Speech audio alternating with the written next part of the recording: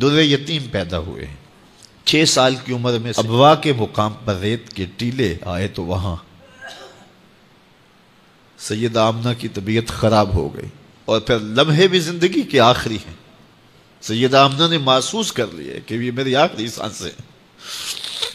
سیدہ پاک نے حضور کے سر پہ ہاتھ رکھا اور روتے ہوئے کہا کہ بیٹا، ہر نئی چیز نے پرانا ہو جانا ہے، ہر باقی نے فنا ہو جانا ہے۔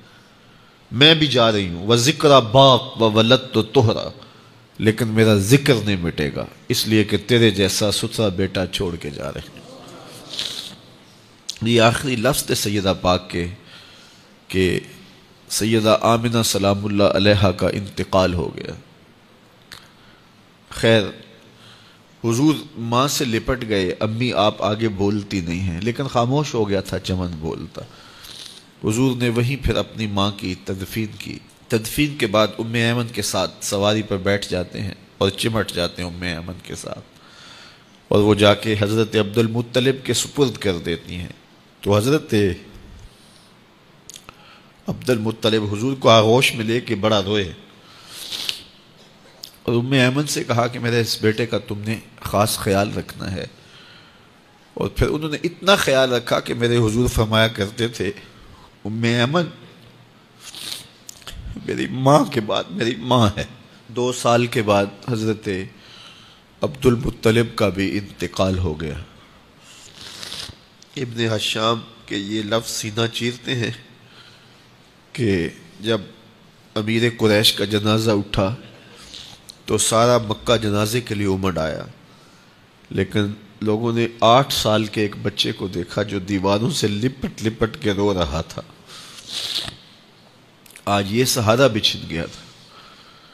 پھر چچا کی کفالت میں آئے،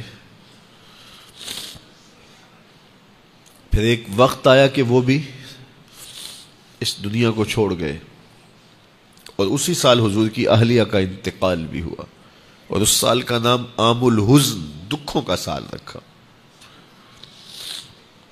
اہل مکہ نے جو سلوک کیا وہ کسی سے بھی مخفی نہیں ہے۔ پتھر مارے، گڑھے کھودے، کانٹے بچھائے، اجریاں ڈالی، اپنے گھروں کے کوڑے لا کے حضور کے گھر کے سامنے رکھ دیے۔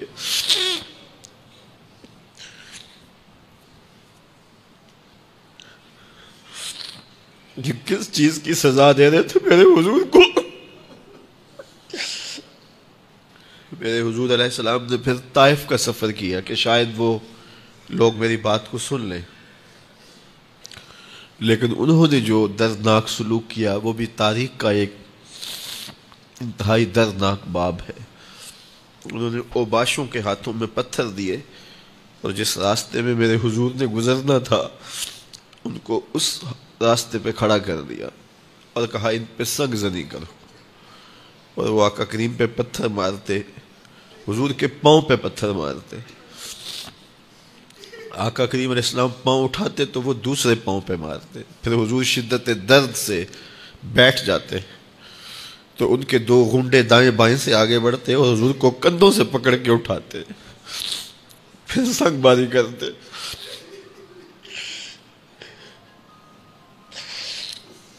نالین حضور کے خون سے بھر گئے۔ عذاب کے فرشتے حضور کے پاس آئے کہ اگر آپ